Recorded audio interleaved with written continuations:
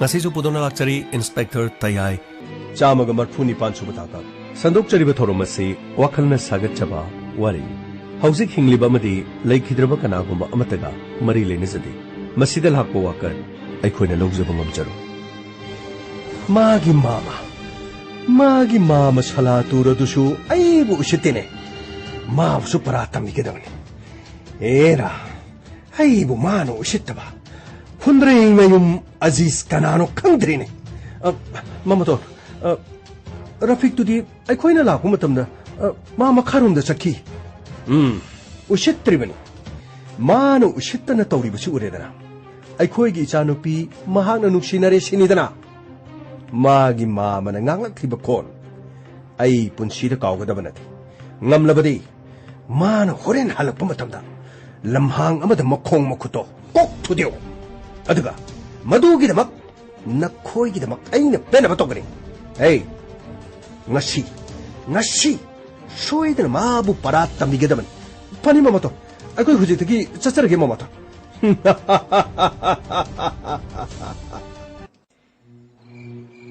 Masigi angangsina karinon he haujuk phawba laktrisibo numidang pung 8 tasale nahan makhadi chathokluраbasu phat hanjalapani aibo swaibogdong thogi yengusira makha lekai iyamba azisto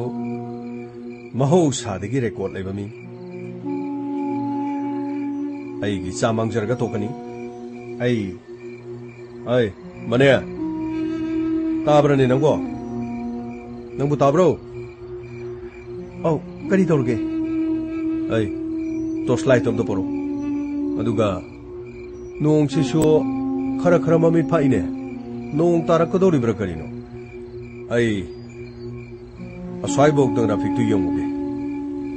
kari tolge karai sakne haramge hauzik phawba laktrisi ni yongudana ai aswai bok dang thogi yongge aduga satendo du sero aige lukomaya da lebani aige lukomaya da torch light lebani adu siro aduga ne aige lukomaya da leba lisei ama lebani adu siro kaino habirisibo mi khana ba chalage hariro haima mane nang sun thongno pangre da ko ai nangbu khangdrane mahousa nangai ga mari lenara pada nakhoigi abazana tawkhibado ai ningsing leine he sai du suyo hoi fani tengjang gare ne ngasidi khoi mamado ai halakte na soiduna pakhalaman ai kharthuna chana batawke nong mami su kharga phai chalhorge na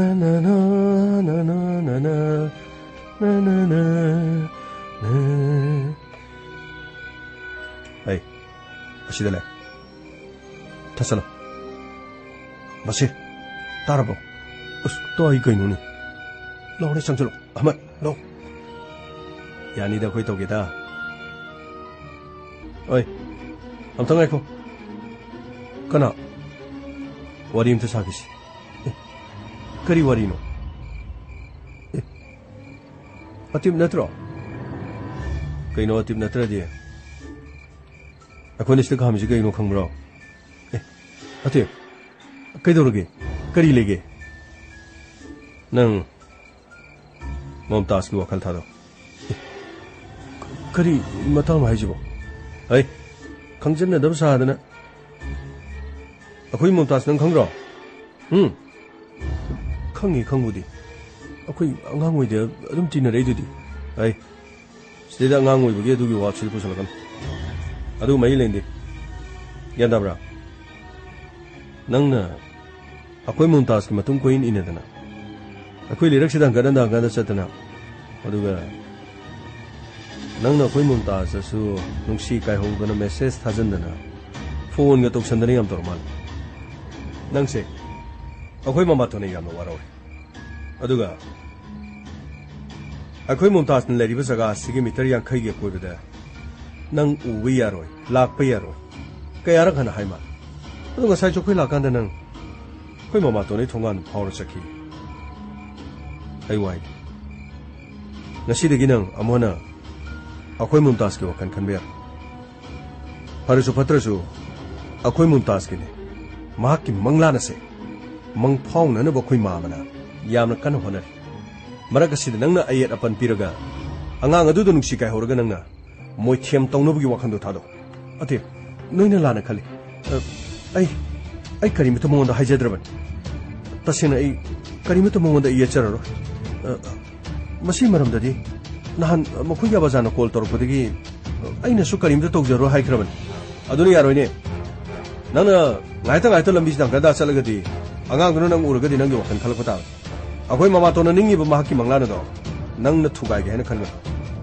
नंगा फबोइरो हे अते कईगिनो दमाइना लाना खलिदुबो करीमत येचररो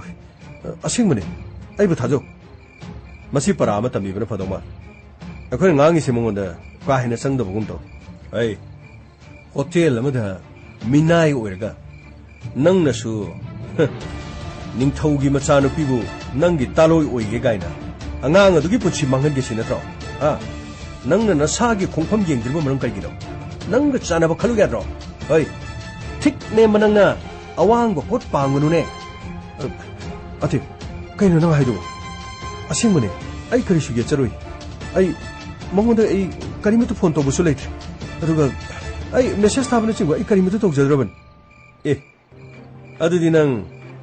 message थाबा phone तौबा मसी नंग हाना याम तौरम जाला हाइजिबो नंगिसिबो खंगनरमी हौजिकति खंगनजरोइ सिनिने नंगी नसादुदने अखोइ मरी लेनजदि अखोइ खंगनजदि करीमत तौखिदि करीमत तौरो मसीना चिंगबो करीमत हाइद्रिनि हाना थारमसु हौजिक थाररो हाना phone तौरमगसु हौजिक तौररोइ सिनिने नंगिसिदि अखोइबो करीमत उसिदबै वानिनि नंगने नंग अमा लुसिनखिबदि करिसु नाथि खंग्रा नखौरिसे अति नखौरिसे अति थादो करिनो अइना तौरो हेरसु अइंगोंदा खु थागे तौरसिबो करिगिनो नंग परा अमा तंबीद्रदि फरोइने बसे नखोइ कइदौ लेगे चंसो फुदलो बसे यारितो अखोइ तौगे या हाइगे तौगिदा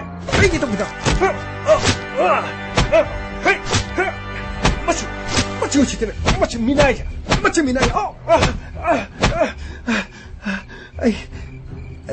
करीमत तौजरो हारबसु नखोइने गोंद फुरिसिबो करिगिनो मिनाइ मचौ मीगी होटल मिनाइ ओइबा नंगनसु अखोइगी ममताजना नंगना सागलिबो वखलोन मसि फुरे मसि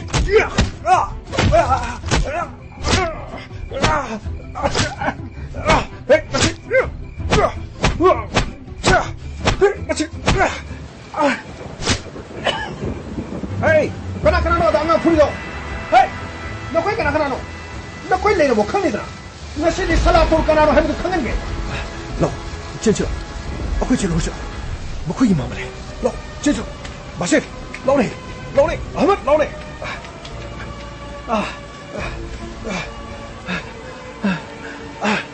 मामा रफी कइनो नंना तोरसिदि कइनो कना नो गिसासिबे नखोइनो खुद थारिबो नखोइ लाउने नरल लेरबदि मांगसिनो लेपु लाउने अरिबम सलातुर कनानो हाइबदो मतिक चाना खंगनगे मांगसिनो लाउने मामा तौरो मामा रफी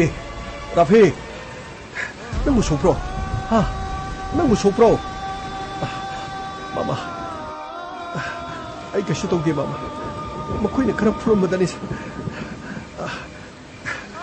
नंगु मपादु फत्ते हाइबा खंग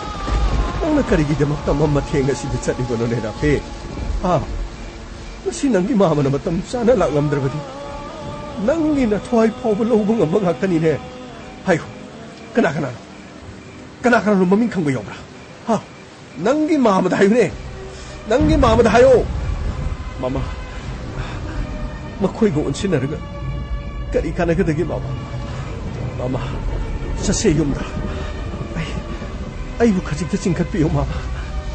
ꯔꯐꯤꯛ ꯅꯪꯒꯤ ꯊꯃꯣꯏꯁꯦ ꯑꯉꯛꯄꯅꯤꯗꯀꯣ ꯔꯐꯤꯛ ꯑꯣ ꯀꯌꯥꯗ ꯅꯔꯥꯏꯕꯛ ꯊꯤꯈ꯭ꯔꯕ ꯑꯦꯂꯥ ꯑꯩꯒꯤ ꯏꯆꯥ ꯔꯐꯤꯛꯄꯨ ꯐꯠꯇ ꯅꯨꯡꯗ ꯊꯣꯟꯕꯤꯒꯅꯨꯀꯣ ꯀꯌꯥꯗ ꯂꯥꯛꯆꯈ꯭ꯔꯕ ꯑꯔꯤꯕꯝ ꯁꯂꯥꯇꯨꯔꯒꯤ ꯃꯆꯦꯒꯤ ꯃꯆꯥ ꯔꯐꯤꯛ ꯑꯃꯝ ꯑꯊꯦꯡꯗ ꯐꯠꯇꯕ ꯃꯈꯣꯏꯅ ꯃꯁꯥꯒꯤ ꯑꯣꯏꯖꯕ ꯈꯔꯒꯤꯗꯃꯛ ꯀꯌꯥꯗ ꯂꯥꯛꯆꯈ꯭ꯔꯕ ꯑꯦꯂꯥ ꯃꯈꯣꯏꯕꯨ ꯆꯩꯔꯥꯛ ꯄꯤꯕꯤꯌꯨꯀꯣ ꯃꯈꯣꯏꯕꯨ ꯆꯩꯔꯥꯛ ꯄꯤꯕꯤꯌꯨ ꯃꯥꯃꯥ ꯂꯥꯛꯑꯣ ꯆꯠꯁꯤꯜꯂꯛꯑꯣ ꯅꯣꯡꯁꯤꯁꯨ ꯌꯥꯝꯅ ꯀꯟꯁꯜꯂꯛꯑꯦ ꯃꯥꯃꯥ ꯆꯠꯁꯤꯜꯂꯛꯑꯣ ꯂꯥꯛꯑꯣ ꯍꯧꯒꯠꯂꯣ ꯅꯪꯕꯨ ꯌꯦꯡꯉꯨꯅꯦ ꯑꯩ ꯂꯥꯛꯑꯝꯗ꯭ꯔꯗꯤ ꯀꯔꯤ ꯑꯣꯏꯒꯗꯧꯔꯤꯅꯣ ꯑꯩ ꯂꯥꯛꯑꯝꯗ꯭ꯔꯗꯤ ꯀꯔꯤ ꯑꯣꯏꯒꯗꯧꯔꯤꯕꯅꯣ ꯍꯥꯏꯕ ꯂꯥꯛꯑꯣ ꯆꯠꯁꯤꯜꯂꯛꯑꯣ ꯀꯔꯤ ꯁꯂꯥꯇꯨꯔ ꯂꯥꯛꯄꯗꯒꯤ ꯌꯥꯝꯅ ꯐꯨꯕ ꯉꯝꯍꯧꯗ꯭ꯔꯦ ꯍꯥꯏꯕ ꯅꯈꯣꯏ ꯃꯤꯊꯤꯡꯕꯣꯡ ꯃꯤꯇꯝꯕ ꯉꯥꯛꯇꯅꯤ ꯅꯈꯣꯏ ꯃꯃꯥꯇꯣ ꯐꯨꯕꯗꯤ ꯌꯥꯝꯅ ꯐꯖꯅ ꯐꯨꯔꯝꯃꯕꯅꯤ ꯍꯧꯒꯠ ꯀꯥꯡꯈꯠꯄꯗꯤ ꯀꯩꯁꯨ ꯉꯝꯃꯔꯣꯏ ꯀꯔꯤ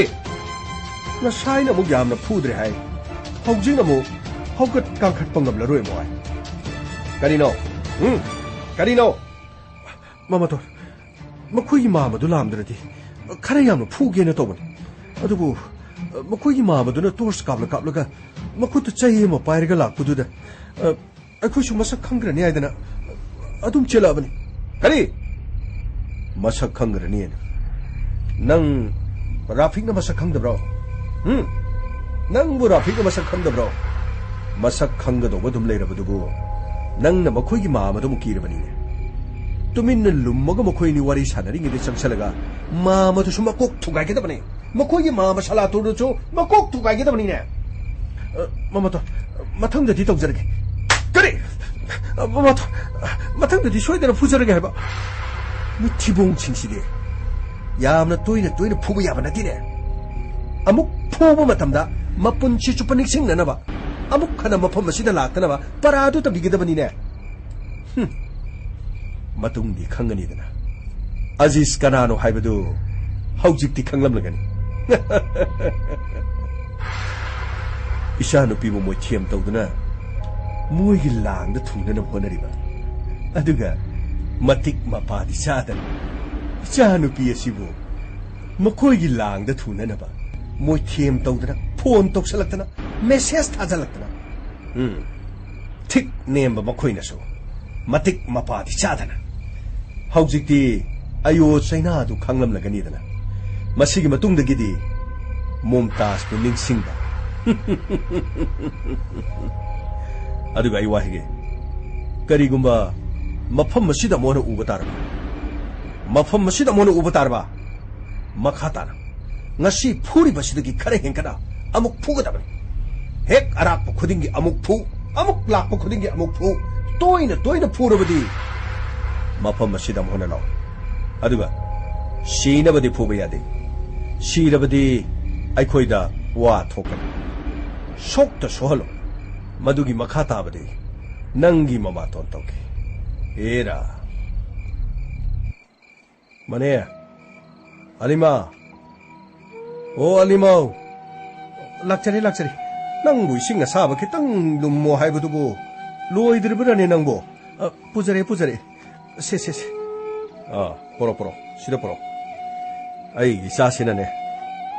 ꯐꯠꯇꯕ ꯃꯤꯁꯤꯡ ꯑꯗꯨ ꯂꯩ ꯈꯪꯂꯕꯗꯤ ꯑꯃꯝꯕ ꯊꯦꯡꯗ ꯈꯔ ꯆꯠꯇ꯭ꯔꯕꯗꯤ ꯐꯒꯗꯕꯅꯤ ꯍꯦꯛ ꯊꯣꯛꯈꯤꯕꯗꯒꯤ ꯍꯜꯂꯛꯇ꯭ꯔꯤꯕꯅꯤꯅꯦ ꯁꯦ ꯀꯗꯥꯏ ꯅꯪꯒꯟꯗꯣ ꯑꯣꯟꯊꯣꯛꯁꯦ ꯏꯁꯤꯡꯁꯤ ꯇꯧꯔꯒ ꯍꯧꯖꯤꯛꯇꯪ ꯍꯤꯒꯥꯏ ꯌꯩꯒꯦꯁꯦ ꯁꯦ ꯃꯥꯃꯥ ꯅꯥꯏ ꯃꯥꯃꯥ ꯅꯥꯗꯗꯤ ꯀꯩꯅꯣ ꯍꯩ ꯃꯤ ꯑꯍꯨꯝ ꯆꯪꯗꯅ ꯐꯨꯔꯗꯨꯕꯨ ꯀꯗꯥꯏꯗꯒꯤ ꯑꯩ ꯂꯥꯛꯑꯝꯗ꯭ꯔꯕꯗꯤ ꯅꯪꯕꯨ ꯁꯤꯗꯒꯤ ꯍꯦꯟꯅ ꯁꯣꯛꯑꯝꯒꯅꯤꯅꯦ ꯃꯈꯣꯏꯗꯤ ꯍꯥꯠꯀꯦ ꯍꯥꯏꯅ ꯇꯧꯕꯖꯥꯠꯅꯤꯗꯅ ꯑꯗꯨꯕꯨ ꯑꯩꯅ ꯃꯇꯝ ꯆꯥꯅ ꯂꯥꯛꯄꯗꯒꯤ ꯃꯈꯣꯏ ꯆꯦꯟꯈ꯭ꯔꯦꯗꯅ ꯌꯥꯝꯅ ꯀꯨꯏꯅ ꯃꯐꯝ ꯑꯁꯤꯗ ꯂꯩꯕ ꯌꯥꯗꯦ ꯑꯩꯗꯤ ꯃꯇꯝ ꯈꯔꯒ ꯂꯩꯈꯣꯅ ꯍꯥꯏꯒꯦ ꯈꯟꯕꯅꯤ ꯑꯗꯨꯕꯨ ꯐꯤꯕꯝ ꯑꯁꯤ ꯂꯨꯒꯗꯧꯔꯤ ꯃꯈꯣꯏꯒ ꯑꯩꯈꯣꯏꯒ ꯂꯝꯕꯥ ꯄꯥꯅꯕꯗꯅꯦ ꯑꯩꯈꯣꯏꯗꯤ ꯏꯕꯨꯡꯉꯣ ꯁꯤꯈ꯭ꯔꯕꯁꯨ ꯌꯥꯏ ꯑꯗꯨꯕꯨ ꯑꯩꯈꯣꯏꯅ ꯈꯨꯠ ꯍꯜꯂꯨꯔꯕꯗꯤ ꯃꯈꯣꯏ ꯑꯃꯨꯛ ꯁꯤꯈ꯭ꯔꯕꯗꯤ ꯌꯦꯡꯉꯣꯏ ꯅꯪꯒꯤ ꯑꯃꯤꯖꯥꯟꯁꯨ ꯂꯩꯇ꯭ꯔꯦ ꯑꯗꯨꯒ ꯑꯩꯒꯤꯁꯨ ꯏꯆꯥꯁꯤꯡ ꯂꯩꯍꯧꯔꯤꯕꯁꯤ ꯑꯩꯅ ꯀꯔꯤꯒꯨꯝꯕ ꯃꯤ ꯍꯥꯠꯂꯨꯔꯕꯗꯤ ꯖꯦꯜꯗ ꯂꯩꯒꯅꯤ ꯃꯗꯨꯅꯅꯦ ꯑꯩ ꯃꯈꯣꯏꯒ ꯀꯌꯥ ꯃꯥꯟꯅꯅꯤꯡꯗ꯭ꯔꯦ ꯑꯗꯨꯕꯨ ꯑꯩꯒꯤ ꯋꯥꯗꯤ ꯀꯔꯤꯝꯇ ꯅꯤꯡꯍꯟꯅꯔꯨꯅꯨ ꯁꯤꯅꯤ ngasi nangbu makoi ne khara phurok libase masi mamta su soidana taram lagan masi taraga magi thamoi da nangbu nuksibe henga dori bani mane nangbu kari haige ne thongdok sibu nang aigi na hawai gi thongdok tu ni singlakrane yare ba angang hi ga yeri do khara thunam ta tobiyo hoida macha hanu pi dinadi isara phikpu kawbadi ngamaro mahak thaki sei sara basibu asuk thina mapana tawra basibu masida mana babuk ningdu oladi lairik lai so haibini wakhal tabini soidana maki mahaki thamoida isara phikpu lap thokpa ngambagi wadi laitre mama nahi mama nagani ne bunga rafi se kara higa yaidradi ngasine higa yairagane nongni sida kari noi bungo ada matam khara leirucho aduga muk lau ko mama ai sho dumaina khale ai mafam asida leirabadi makoina ibu uraga nungsi dobo mandre ai matam khara ai hotel adu da leijarurage mama hoida nangna mafam asida leibada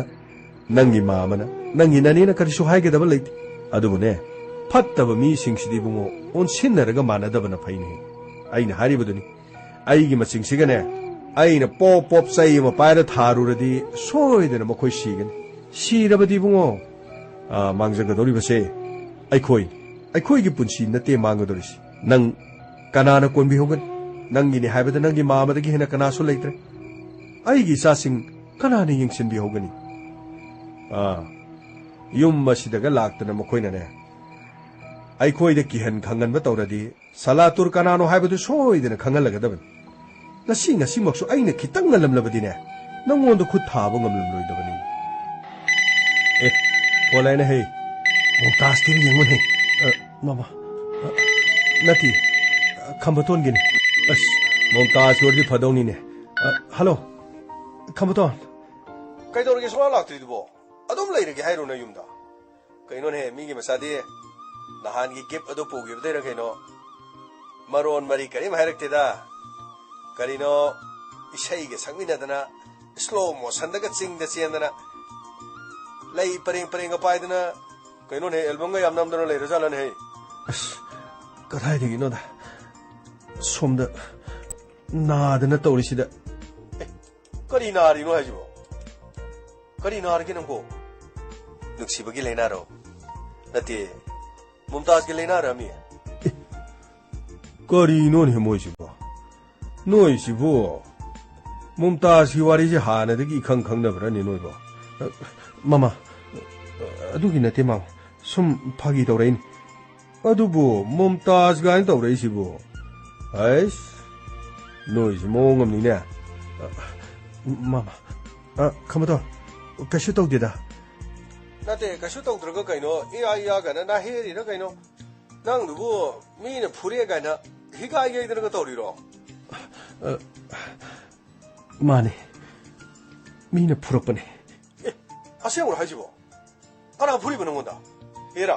nate kana no maming wa thada herone maming ma thada heroba hausik lagan nai gine nangonda phuri du kana no me nangna dugamna thina nangonda phurga nangna huji baba khud haidir mamsu ke gino rafe nangna busi nam to ko adu du yaro he isini laune bisi nang kaur male nangonda kana na khud thari no me amuka hayoba nate kari marung gi no me amta hayoba noi gi party ji di mong ni ne wari du ha pher hai kho da nei bungo hoi mama ai tamjage khambado ꯑꯩ ꯁꯣꯝꯗ ꯃꯤ ꯑꯍꯨꯝꯅ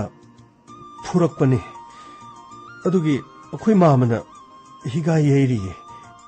ꯑꯁ ꯐꯨꯕꯗꯨ ꯀꯔꯤ ꯃꯔꯝꯒꯤꯅꯣ ꯍꯥꯏꯕꯅꯤꯅꯦ ꯔꯥꯐꯤꯛ ꯋꯥꯗꯨ ꯁꯦꯡꯁꯦꯡꯅ ꯍꯥꯏꯌꯨꯗ ꯅꯠꯇꯦ ꯃꯨꯝꯇꯥꯖ ꯍꯣꯏꯗ ꯆꯠꯄꯗ ꯃꯨꯝꯇꯥꯖ ꯍꯣꯏꯒꯤ ꯃꯕꯨꯡ ꯃꯧꯄ꯭ꯋꯥꯅ ꯐꯨꯔꯛꯏꯔꯣ ꯅꯠꯇ꯭ꯔꯒ ꯀꯔꯤꯅꯣꯃꯤ ꯅꯪ ꯅꯍꯥꯟꯒꯤ ꯈꯨꯗꯣꯝ ꯄꯣꯠꯇꯨꯗꯤ ꯄꯤꯈ꯭ꯔꯕ꯭ꯔꯥꯕ ꯑꯁ ꯄꯤꯈ꯭ꯔꯦ ꯌꯥꯔꯦ ꯌꯥꯔꯦ ꯌꯥꯔꯦ ꯃꯅꯦ ꯂꯥꯎ ꯏꯃꯨꯡꯗ ꯉꯥꯏꯍꯥꯛ ꯆꯪꯁꯤ ꯃꯣꯏ ꯑꯉꯥꯡꯁꯤꯡ ꯋꯥꯔꯤ ꯁꯥꯟꯅꯅꯤꯡ ꯃꯥꯜꯂꯦ ꯍꯩ ꯂꯥꯎ ꯂꯥꯎ ꯂꯥꯎ ꯂꯥꯎ 이봉어 라피야 마망 학토라가 아묵 히가이 이러게 아이 나니에게 이몽다 와마타 따나게고 호이 마마 아가 게시 와리 사는 놈들이네 떠오르시 에나티 그이도르게 미는고 तुमि나 레이도 그이도르게 아스 나이코해 코이 마마가 이니가 레이는 와리 사분 강다 떠오르시다 야레네 도르가 하이로네 까리노 하이로바 넌몬도 풀이도 까나노 하이로미 까리 뭐랑기노 에이 नंगी कनाब तो लिखी थी तो भैया रखो हैरो कनानो हैरो खमतो अही ममताज का अही ईद नुमितो अही माँ का थिंग नहीं अही ने मंगों द पीके खंजबा अही ने नुक्शी ने ले जबा खुदोलो दो अही मंगों द पीकी मधुगी मतुंग दगी माँ गएगा पाम नुक्शी फोंगदोंग नकी मधुगी मतुंगदगी अहिंग चुप्पा फोन वारी सानकी वारी सानरिंगेदा मखोगी अबाजाना ताकी अदुबु महाकना ममानबिनी हाइना खुंकी मधुदगी अइना लेपा लेतना मेसेज थाकी महाकसु मेसेज हले नुमिदादो थमोय नुंगदो ओमदुना लेरंबा नुंगसिबगी मैचाकदो थमोय अनिना फोंगदोकनदुना नुंगसिनबगी अपेन पेनदा पुनमक वारी सानदुना नुंगसि चिलोकनरिंगै नोंगात खेबा खंगौथि ngayhak tum tharuruba matam ayuk anganbada mahakti thabak tawduna leibajani aidi magi number aduda message adumak tharuri adubu makhoi ya bazana message adu paraga mumtaz bunganki chaiki madu khaktana tana akhoi du call tawrulaga aibu syamna nganki akhoi mamana phone adu woklaga mamaga makhoi ani khanaki masigi matungdagi ai thaba masat kya duna ngasi chathobani खितंग थेंग न हलकपदा मखोइगी मबुंग सिंगथोकपा अतिब बासिर अदुगा Ahmad मखोइ अहुमना लंबीदा अइबु हलकपा गाइदुना लेरम नोंमा मिचु Kharga phi अदुबु ममना ममबगा अइसु अममदुदा लाकपदा मखोइना थलगा इबु ममताजकी वखन खनबे यारो ममताजदा अयेपा पीबे यारो करिगुम ममताजदा अयेपा पीरबदी assume न मखोइना इबु किहले अइनसु अइ करिसु येचरोय अइ करिसु अपन Pizarro हाइदुना अइना मखोइदि याम कन हाय अदुबु मदु ताबिबुगी महुत मखोइ अनि अहुम संगदुना इबु लेपा लेथना फुरकी अदुबु ममै थंगदा खोइगी मामा लाकपदगी मखोइ मफम मदुदकी चेनकी अदुदगी मामाना इबु मफम मसिदा पुरकलगा हिगाय यारिबसिनी अस अदुगी ओइरे यारे हे नंगा ममताज कदी थुंगनरनी नुंगाइरे नंगी वारीदु ताबदा करीबदा खल्लोन सोइदना थुंगनरन अदो कानतिसे हयेंग तालो नत्रगा लौबा लाउरा गाड़ी फंगोइद्रा हाइरो आइगी वादिने सट सट सट सट सट लाओ सिदा अदुनो ख्वाइदि फरनी मोइगो ओनजनदना खना चैनदना करीब तौरोन नुंगसिनबगी दमकु नखोय अनिना थमोइसेना नुंगसिनरगा लोइरे कनामतन नखोनी दिगेत पंगमोई ओइनिंग बोइसनोस समाय तरो हयेंग दिने मखोइगी थोंगादो अदुदा फावरगा दम लाओ अदुगा मुमताज उब्रे यंगोने नंग सोखरे हैबदो मुमताज न उग्रबदी तसेना मकी महाकी मथमोइदने नंगबु सुकाव कावबु ngamaro करीमता खलोन आइसु दाइबम सादा वारी सागी अदुगने नंग लौबा लासु लाकेबा यानी लौबा लाक्त्रसु यानी आई गाड़ी चेंदबनी ने होजे नंग तौरीसि खंगद्रो इरांगसे यानी अखुसिदगी कैथेल लौबा गाड़ी ले आई अदुदा दुम लाके यानी ओ फरे फरे यारे अदो इना हाइसे नंग तौने नकोक्तो बेदेस कय सलो मोय थोंगानि योबुदने नखोंगाइदो खर सेक्चनो नचिनगाइदो साना साना खरा पेशन नो साइन दरोगा अदुगने यारदी चाहिए को पायुने शेकौ शेकौ तोरो चलो आई मुखोई की थोंगान चलेना अबू मुफुरदी ए मोई की थोंगान पावरसु नंग लंबी चबनी कहीं अदोरग नोई मनिंग फावरोने लबुक तो कोयरगा असो नोई की पाट लोम तोरगा तुरेन गाइदो लाथो इरोइर लाओ क्या कीरदी मसे मरी नमी याव यावदी नुंगसु नुंसी हाइबा इबो कईसु की मथीसु की नंग अमैबो इपांग पांगदी हे अखोई हाइजि इलुने खरा चन्नारगा खरा तोरमो नंगना चटपदुदने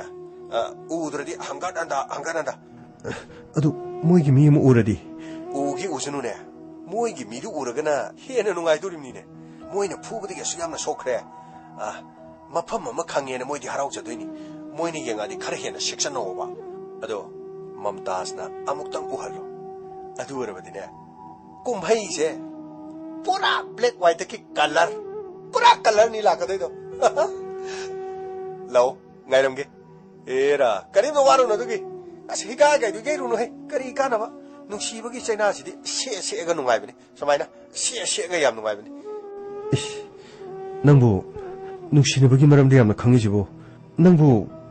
nungsinaba leirabra haisibo as kari no he nungsinaba leitrasu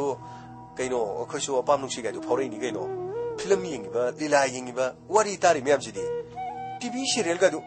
nahada yengi apply to dong ni bungo si matang se apply to dong ni ne nang kaisu na ta diba cartoon khara yeng animal planet khara yeng ei kana dro se khoi plan se romantic series web series yam yeng bagi idea ne se ai ge idea se lo se yare thamoge phone higa ga yeru no na ba ga do hek na rak ba ga ne mamta suning jong na ba ga do khangpha phara dong thamage hayeng soidana lau ko ayeng soidana lau haijini hoi ai hayeng laake thamage ko tamo nupi koine di khangi kapsan na na sigi dama mathamoi je mabu nu si dana kaptra ga ju tauri nangi dama tana ayam no wabi ko hoi mamta su nangi soidana ore don kain phalu no larika du kharayam payo aso sang oina ba hayeng na mai oina ni bungo kain khalu sungleng leng ro du nupi do nangi do ore don tame राशि दमको तमे असुमना राफिक सुमहा चलगे हाइदना खनकी मथंगी नुमिता अयुक अंगनमदा हाय राफी पोचे योम लोरब्रने करी सिथरिगे मामा आई करी सुसिथदी आई करी मत सुपुरप नते हाय Yong नंगी phone की करी चार्ज तौबो करी काउब्रे आई वाइगे सिदगिदिने मोमताज फोन तौदना मेसेज थादन कोतना खरा तौरुरनको नंगी मामना थाजबले मोमताज ना असेंग नंगु नुंगसिबु उरबदिने नंगी दमुक्ता सोइदना लेपकन आइना हारिबु फॉर्मूला सिंगसे नंग अदुम तौ नंगी सिदिबो इराइ लाइबो वान ननी जे उरिदना नने अलिमासी नंगी मामा लाइरा खरबसिदा लैरिसिन मामा ऐसा न बताओ जरा की से नकोक फाव चिकन अल्लाह ने नंगु मतम पुनमक्ते यंगसन बोसन को आई वाहेगे मपू थाजो मिंगोंद कैदोंगैद नंग लानगन अरान म थबक तौगन नोंमद नंग मपू बो मंगारक निंगसिंग बो कावगन को होय मामा आई मामा कोइना पामदब करिमत तौरोय मामा आई कनागुंबा मगी मफमदसु आई अकाइबा मतसु तौरोय मामा खुगी माई चोकदबा माई खुगदबा थबक अमतसु तौर आई चचरुखीगे मामा लाओ नकोक फाउब चिकनुको कैदौरगे इंखोलोमदो मुगी येंगिसिना कैदौरगे नंगबो मामा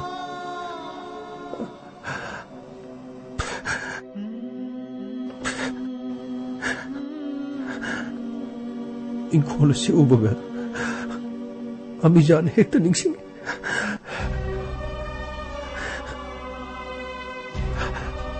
मामा आई चलुकी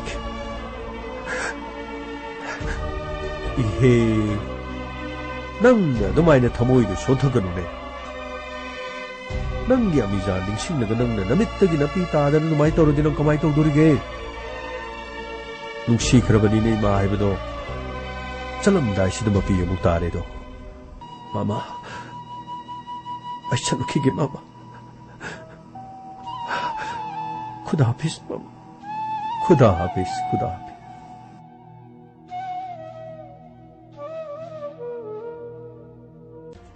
असुमना राफिक महाक तपना तपना लंबी अदुदा थोरखिरमे असुमना लंबी अदुदा थोरकपदा मुमताज के थोंगान मपा यौरखिरमे थोंगान मपा यौरकपदा मुमताज युम अदुगी मनिंगदा महाक राफिक पु उरमे रफी रफी नंग यामना सोक्लब्रो रफी मुमताज चंगो नंग नखुगी अबाजानो उरबदी नंग अमुक ngangbirani चंगो रफी नंग कयाम सोगेबा नंग कयाम सोगे नंग चंगो नखुगी अबाजालानी चंगोबा कइनो तइदो हा कइनो तइदुबो अबाजा आई मनिंगदा सुम लेजबनी ऐ रफी नंग फनेयामना हाइरे यादेने हा नंग फनेयामना हाइरे यादेबा अबाजा आई लंबीदे सुम चचबनी ऐ नंग लंबी सिदा चकनो हाइबा नत्रो अबाजा सिदा नत्रदि आई चटफम लेति आई ngasi चटकिबसिदगी आई हंजरा रोय अबाजा चलो याम थुन चलो ऐ मुमताज इमुंग चंग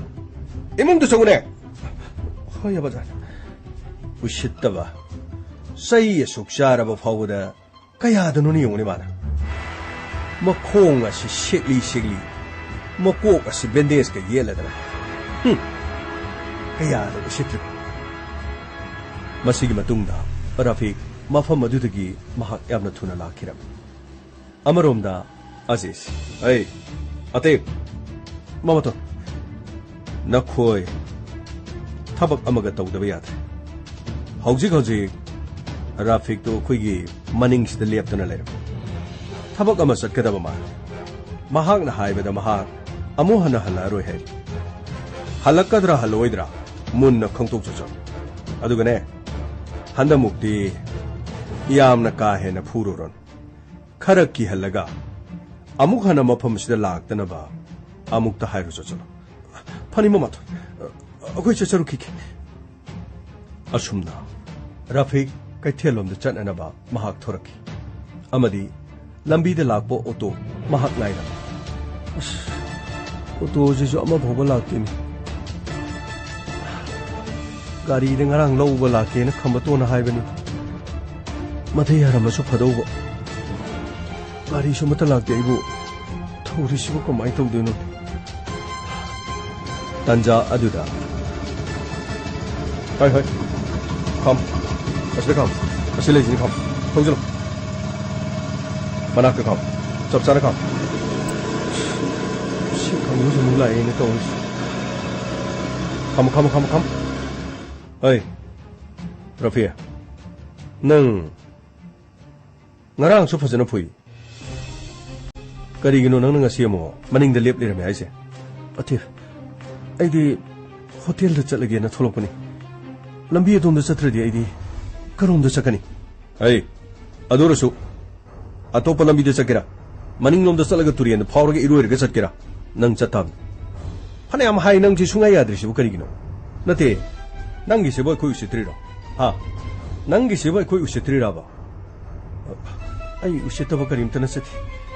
नखोइना फुबदगी आई सोकसु सोगले नखोइदसु आइना करीमत खुद हनगिबसु लैथि आई मुमताजतसु आई फोनसु तौथि मेसेजसु थाथि अदुगा करीगे मनिंगदा लेपिबा हा मनिंगदा लेपगा नंगोंदा सिंपेथी फंगनबा अंगांग अदुगी मबुंगनिंग ओनबा नंगना शो अमु तोरमि नत्रो हा अदुगी नत्रो नति अति नखोइ लाना खंगनो आई गाड़ी मा लादे दुम चसक्रके आई अमुहना इ मफम सिदा लाक्सर अमुक हना मफम सिदा लाक्सर गान मी यामनो सितबुगी वानी ने हा मी यामनो सितबुगी वाने बनang मसे नखोइ के रोलिगे चंगसो फुदलो मसे या हाइगे तो किदा हे 마치 우치네. 마치 미나이. 마치 미나이. 헤이. 가나 너 드미 풀도. 아이 콜레. 하부도. 아이 콜레. 내 몸 장에 말이래. 나 시디 꾸마이 누가라니. 아이, 까리노. 나 코이나 라픽도 풀시 깨기노. 까리 뭐라고 놈 타이고. 나 코이 가나 너. 어이. 아 코이 가나 너 하시는 강림브로. 아. 아이 코이 가나 너 하시는 강림브로. 이봄차 꼬범이 먹이 마밍 다 크라브로. 이봄차 사르마. 이봄차 사르마기 쿠푸 혹시 기행과 따르잖아. 하하하하.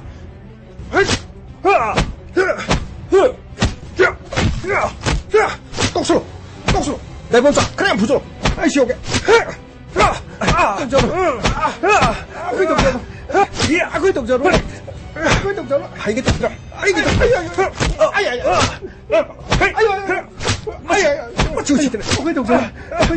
동자로.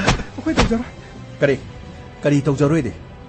까리 동자로 할 게이노. 뭐 공주 빠이고. 뭐 공주 빠이가 그러면해. 라피. 아구이 동자로. 아띠. 아이디 너희도 푸디고. 뭐이는 푸분이고. 너희는 이건도 그런 미지가 이기노. 너희는 뭐 하잉. 뭐이 레이트라까 이건도 푸게 할 거네 봐. 이건도 그런 뭐 까노. 뭐이도 하는 그런 뭐 봐. 아이. 까리기노. 그럼들도 까이고 그러면해. 살짝 그러면해. 라픽도 그러면해. 아구이 그럼 자리. 아띠. 너희 샤오는 거. 바실. 아마 너희 샤오는 거. 아이 너희들이 그쇼 아이 푸대 봐. 뭐이는 푸분이고. 에이. 까리수 기로네는 라피야. 시기 마뚱덕이디 람비디 핵 태나바가 마코이는 살람 떠거든. 하이. 살람 떠고. 떡지. 살람. 에이. 핵 람비다 행게 태나바다. 라픽 핵 우버가 나코이는 그런 거든. 아두가네. 나코이는 살람 떠드라바. 마두기 파우도 따르디나. 나콩 나쿠토 로이는 투디거든. 레보. 빠링 레보. 시다 빠링 레보. 레퍼시 놈들이 손에 하면 까나 품었느나 콩지 나하면 로이 마이 미치수 로이나 그린 로이나 가래 아이 그린 가발라리 남의 가돌이는 고통하다네 너희는 라픽도 풀이 시끄리기노 하 너코이 눅시나 바빠 마가이도 콩들어 너코이 눅시나 바빠 마 콩들어 너코이 디미기 마사 눅시나더라봐 너코이부 눅시나리바 눕비 생어두고 이문거드나 마코이기 마찬 마시 마코이기 마사도 눅시에드나 람비드 나코이부 서마이나 포르디노 야가드로 아 어이 눅시나바시 가나서 팅멍거 모이 눅시나바다 라이라비 나콘 마카이더분 아두그네 시달 레리버라 픽세 마쿠타 하마가 짜르반 아저우부 호텔 마기 마푸 아이코이 어훔세 호텔 마기 마푸니 강가브라 낭 타마도 셴캬 토케 봐 한데 야마 그디 셴 톡세디 까리 셴 톡도 봐 까리 셴 톡도 봐 너 툰도 어부 페샤마 셴 뭐 여러 모이네 셰 라릭 하이 제드라부수 마사기 후마만나 마사기 공펌 렙나봐 아두가 어이 너 거기 나서네세도 미 우하닝드라디네 이몽도 솔론잘 탐 눅시나바제 너희네 까리 쇼팅 먹어모 몬타스도 라픽 넣게 하기 마틱 눅시자봐 몬타스나서 라픽 붙게 하고 눅시바 마코이네게 눅시나리베세 너 코이네 ting 먹어모 강가브라 마세 프리티비시다 레리바 말레마시다 레리바 미뽕 쿠디마키 누파 누피 눅시나바 이르시디 까나나수 ting 먹어모 강가브라 마학 옥도바 굴리샤바 니샤사바 아두금바 미나티 강가브라 나코이드기스 헤나 마틱 사바 미마 소이드노 오이르카니 타자우 나코이기 람마두드네 콰이드기 페샤 파이브싱누두기 마능다 마콕 통드라수 마사기 페렵 짭짜나 레이자바 마사기 마유 마카이 레이자바 짭짜바 아두가 또라 따르바 까야다 아두가네 만디르 마사지타 까톡방암바 삐방암바 아두구마 미마 나망도 헨게 마세 이봄사 사르마기 와상 강가브라 빠링내보 호이야마 까마이나노 꾼도지보 아이 꾼다홍네 나 kurut adu mainenga silege daban matu manao migi nuksina badi get kano khangabra mi na harege insalaga sat kano मसिदगी मखा तारकदा राफिक करीगुंबा अयेप अपन पीबा तार अफबोर इबोम सा शर्मन नयुमद लागा चिंथोग फुगनी मसे धर्म की वानते खंगरा धर्म हाइबसिदी अथोइबने आई ब्राह्मण ने खंगरा राफिक मुस्लिम अदुगा सिदल लेरिबसे आईगी नाव महागनने मैते ज्ञान ताव ज्ञान यामना ताव को अखोई पुनसिनदनने कइदौङैदा पुनसिनब ngamo अखोइनने ngasi लेबिबो खोंफमसे अखोइ पुनसिनरे हाबदु ताइबन अखोइ इसेल इनाव मन इमा मतगी मचानी खलगा अखोइ पुन्न लेमिनरिबन करिगुम राफिक के मथक्ता अमुक खन अयत अपन पीबा तारबदे अफबोइरो अदुगा मखा ताना हेक मसिग मतुंगदा तौबा करी तौयोना सिदगी दिना कोइ सिब चंग खंगदबो खै नखोइ फुगनि हेबसे नखोइ खंद्री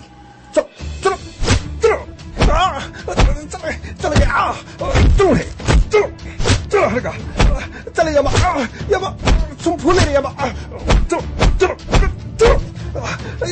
लो बसिर लो चेला hey गाड़ी पोखरे गाड़ी से पोखरे यामा कोई गाड़ी में हाले के लोग जरके hey गाड़ी से पोखरे मरीन मता सिगा मी खननी गायना मी फूनी गायना सो राफे दाइबोंचा लामद्रदि ngasi ai kari oramani राफे तोनमन खरे हेबुंग नंगसु को यामना तोनमन खरे नंगसु किमन खरबाइदुन नुंसिनबगीदमा आइगी नाउदी सही याम चारेने ngaraang somfu hojik somufu se waige togjasan mamtas to nangi soidan oigen khamado ningonda wari puna magtama matik chaba mi mahana oina bohanas aikoina athoiba larik lasu heba mi ma aikoi gi laibak tadi tamam dre dana adubu humang maltana mi gi maran amata soktana isa gi humang maltana sel talaga khutta sen thodi yarba natro karim ta khalun लाओ ससे अखोइगिने अखोइगी hotel दुदे चिनना हुम नोक्तना पुनसिनदना करी तोगदगे करी plan तोगदगे हेबदो सोइदने येंगस नंगी मुमताज करीम खलोनु मपाना मी कुकुदिंग फाजन गमपोंते college the थोलकनी लंबी the लाकनी नंगोंद सोइदना मकी call तोरकनी यो दाइबोमचा ना एगिदि असेंब एगिदि इमाइ पाने दाइबोमचा बो यामना थागचरी दाइबोमचा ननाव राफिकना यामबु खुरुमजरी हे होगल नंगसिना इमोशन अस यारे अदु माहि तौनुने नंगबो नंगनो दु माहि तौरो मित्तगी पी तारे नेबो मीना लाक्सबा यादबनी ने अखोइ लाइरबसु ऐ मीनी ने सुरगा नोमगा लोइनमक तालगा याबा ngakतनी ने लाओ चसिलो खमदो नंगी नाताउसी खरा सोगत पिरोदना दाइबोमचा याम नुंगाइरे दाइबोमचा लो रफी चसिलो गाड़ी सिदा कोइ हुमनम चंख्रसिलो अस्वाइदो मु पुलिस थेंगनरदि लाओने लंबी अखोइगी लंबी से पुलिस लेहौदे लाओने चसिलोने से मार्क्स उपो मार्क्स से अमगो उपसलुसे मथकसिदा नंग हानो पिसि मथकतंग उपसलुसे होय दाइबोमचा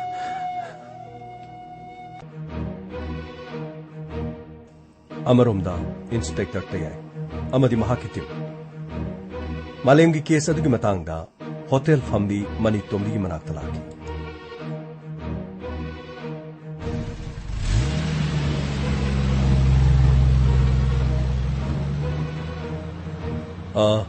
केनो तंगजगी सिबो मनी तोमदी मानी इंस्पेक्टर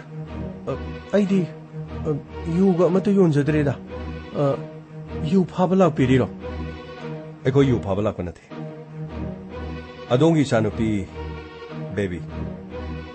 सही तरु खक्तंगाइरिबी महाकपु रेप सथखी हाइबा दुगिदमा मदुगी मतंग दु को इन्वेस्टिगेशन मलापने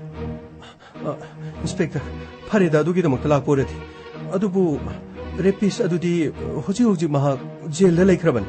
महा मसाना सुमराल याजखरबन अको लोइना ताजरे अदुबु रेपिस असि अदोंगी इचानुपीबु महाकना रेप सथखी हाइबगी चप चाबा डॉक्टर न पीबा हाइबदी अदोंगी इचानुपीगी मसादगी फंकिबा DNA की रिपोर्ट अदुगा हारिबा रिपोर्ट अदुगा मालेम की DNA की रिपोर्ट का अनी सी सानै हाइबगी रिपोर्ट ती अदोम द लेबिब्रा सर अदुदी आइदी थोइना खंगजद्रे अखोइगी उकिल ना तौरगा थबक तो अयाम तौबनी नखोइगी उकिल की ममिंग उकिल की ममिंग राजेश के मोबाइल नंबर ले रही अखोइदम तो पिबिरो सिगी चे सम पिबिरो संतोष सर नंबर अमदा लोक्सलो फनी सर सिदा लेजरे तसेना थौदोगसी अदोंगी इमुंग द रेप चथबदा उहोबसी विटनेस होबसी कनाने हबा इंस्पेक्टर मधु आई इसामुन उजौबनी मतमदुदा दोमदी करी तौरगा लेबिबा आई मतमदुदा आई सेंगना सुम हाइजगे को आई यू खरा खरा योनजबनी अदा मयांगी पोत तमथोक तमजिन तौदना सुम आई सोम कादा लेरिङैदा इमुंगसिदा आइना संगप कांदा मालेमसे युमजाइदा अंगांगदुगा अदुगा मसादा ई मेहाम तैरगा युमजाइ अदुदा लेरमबनी अंगांग असी अदोमना उब कांदा सीता कपिरमब्रो होय अंगांगदु यामना सीता कपतना लेरम हेक थंगनब कादा दोंगी चानुपीबु इज्जत मांगहनबदा सीता कपलगा अंगांगदुना कप्पा हौरको मतमदा अदोमना खंगबिद्रिबगी मरमना करिगी इंस्पेक्टर अइना हाइजरे अइदी सोम नाकंदा पोत तमबदुना अइदी खंगजदबनी मतमदुदा अंगांग अदुना सीता कप्पा मतमदुदा अदोमना पोत तमगदी अदोंगी अंगांगदुना कपलिङैदा अदोंगी पोत जोनबदुना हेना लुई खलगा अदोमना अंगांग कप्पदु ताना मनुंगदु चंगदेसिरा अदुगी नतिये अइना पोत तमदु लोरगा संगपदा अंगांगदु मिमजाइदा कप्पगा लेरमबनी यामना फरे मतमदुदा अंगांग अदु कप्तुना लेरंबा अदोमना पोत तमगिबा अदुगा पोत तमगिबा मी अदुदी मीदुगी ममिंग करी कौ अदुदी मी मयाम संगपनिना आई काउरे अदोम काउरे हबा अदुदी पोत लैबा मयाम संगपदुदा मी अदु काउरगा थौदोक अदुदा युमयाइदा लेपलमलिबदु मालेमने हाइबदी अदोमना मतौ करमना निंसिंगबिबा मालेमदी अखोइ लेकाइगी मीनी मादी आइना येंगबदा दुम खंगनी फना काउरसु मादी काउरोई मा काउरोदबि मरमसि करिनो महाक खनखिबा मरै येनखिबा होटल फंबगी महाना यानिंगदबगी फोंदोखिबा अदुगा मफम असिदा हरीसका मरै येनखिबा हरीसना नोंगै सतोक्तुना मालेमगी मफमदा नमखिबा मदुना मालेमबुदी काउरोसिरा अदुसु अदुने अदुगा मादी लेकाइगी मिनिना अइना काउजरोइदोबा अदुगा दोमना लास्ता पोत तमखिबा मी अदुना काउरिबसिना काउगे हाइना काउरिब्रा नत्रगा पोत तमखिबा मी अदु हरीसनी हाइना सिन्ना हाइनिंगदबगी मोंगला हरीसती अदुगी ममांगदगी मादी अदुम सत्खरबने मादी ओ निंगसिंगबियु अखोइ सोइदना लाकिन करिगुम अदुमना निंगसिंगद्रगदी कोर्ट अदुम पुथोगा अदोमना पोत तमखिबा मी अदु कनानो हाइबा सोइदना हलकिन केस असि लोइद्री जेल असि मनुंगदो मालेम लेरबसु मालेमदा मतिक चाबा एविडेंस लेथि महाक चिंगनबगी मसाना मराल अदु यारे हाइजख्रबसु एविडेंस लेथिबनिना मतिक चाबा मंगोंदा मराल लेथि अदुना मंगोंदा चेरागा सि पीबा यादे कइनो हाइबिरिसिबो इंस्पेक्टर मालेमना लुपा क्या पीबगी पुलिसिंग से लेरगा चखरबनो अदुमाइना लेबा यादोरगदी अखोइसु पैसा लेजगे अदुगा पैसा पुथोपिनब मिसु यामले अखोइसु लेगे हेक्ता लेजगे कयादा लेबिरिनो माना पिरिदुगी मथक्ता अखोइ कयानो हेक्ता पैसा तो दुम पिजगे आई तुमले लेइरगा चटपा याबा इंस्पेक्टर दैनते अदुगा आइना मफम सिदा करिगी लाइनो हाइबदुसु नसाना खंगनो बनो आई कनागुम मी मतना लेइरगा चटपा याबा इंस्पेक्टर दुनदे अचुंब करिनो अरानब करिनो हाइबदु मुना खंगम मतुंगदा चेराक पिना नमगिदमा अखोइसे मियांगिदमक अखोइ सरकारना तोलो पिरगले नखोइगी यू योमतिगी फंगप पैसादो पाम इंस्पेक्टर दैना अदुगा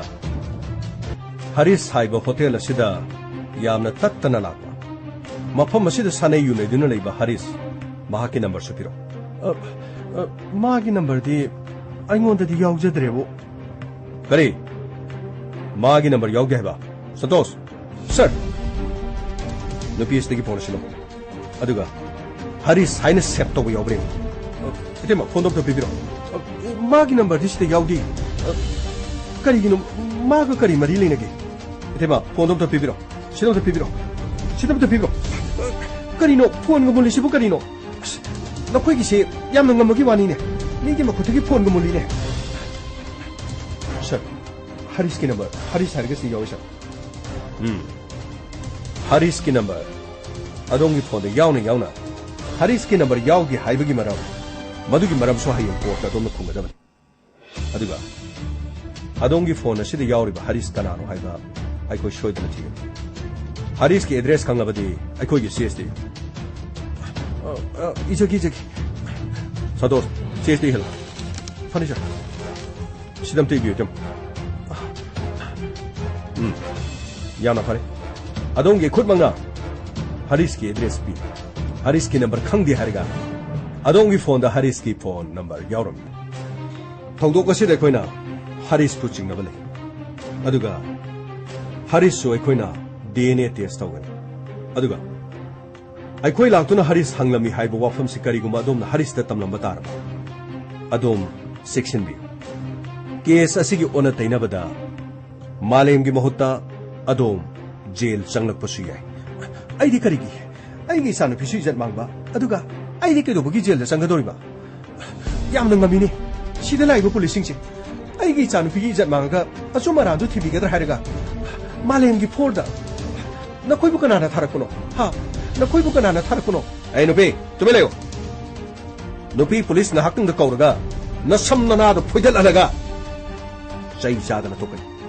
नंगी तौथोरुलिबा नंगी एटीट्यूड नंगी तौथोरुलिबा मोंग मतौददा करिगुम खरा लेरि हाबसे आइखोइ यामना सेंगना खंगी अदुगा मसि पुनमक्सि कोर्ट खंगनी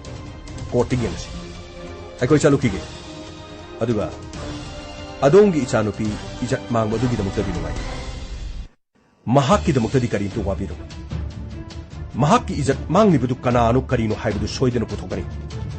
अंगांग अदुगी इजत मांगखिबा अदुगी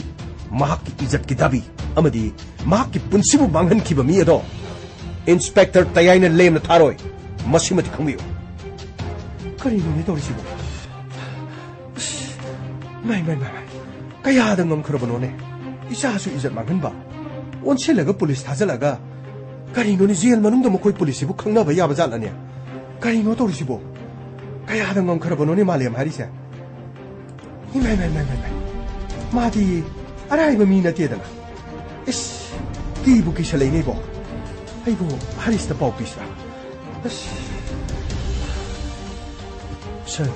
सर असिगी नुपीसिदि सर यामना कीबो सर मागी मोंग मतौसिदि सर माना फरेंग तुरेंग तोरंगदबो मालिदा सर नमै मालेमना ममित्तगी मपी ताबा मखै हाइरिबो वाफम मदुदा चुम्बा खरा यावे हाइबसे आइना खंखराब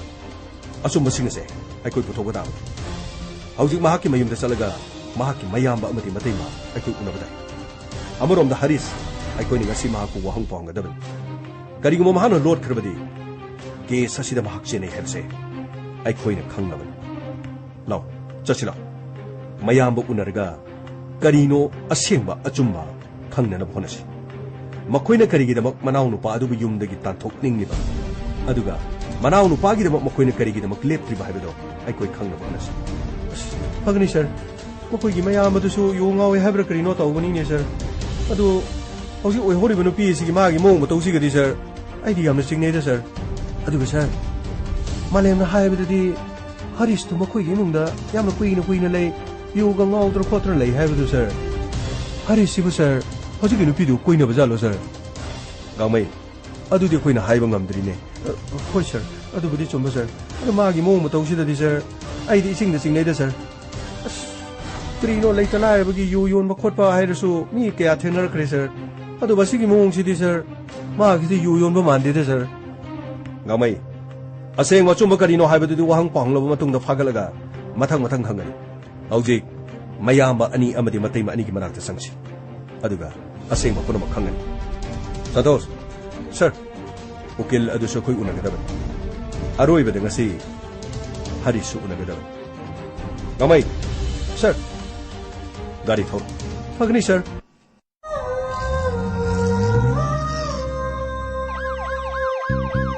लाकले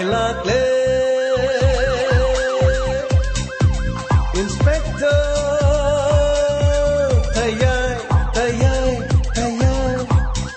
lakle lakle lakle lakle Inspector tayay tayay tayay uthana ba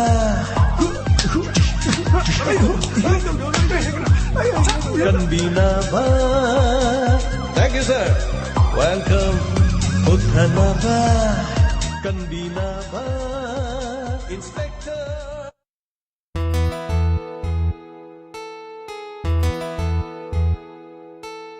Chingi leirang lei nungsi malangi sahum kalakle Chingi leirang lei nungsi malangi sahum kalakle lotlaro tha moida lona chikna tum lotlaro tha moida lona chikna tum Chingi leirang lei nungsi Chingi leirang lei nungsi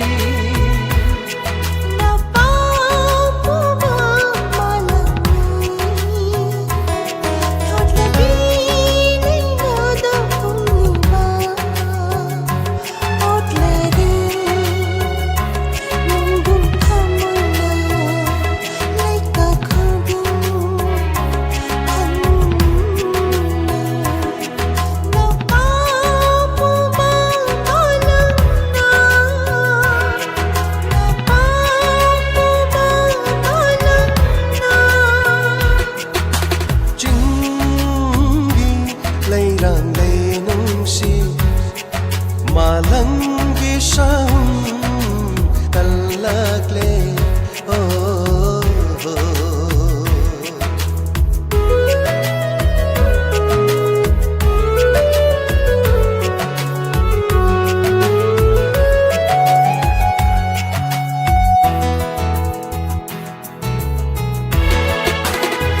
loi bi sing sang na na jagoi sariba tanjarene shumhat pila tauda thamoi itha hauda e loi bi sing shan na pomda na pomda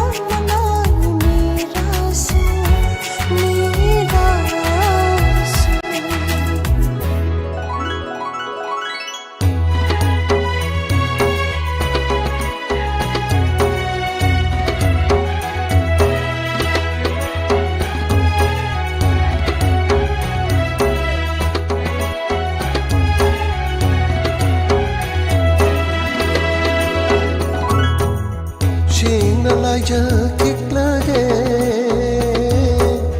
Jingna parei pumbata to Shing Elijah kiklage Jingna parei pumbata to Jingi leirang lei nungsi tamda leisha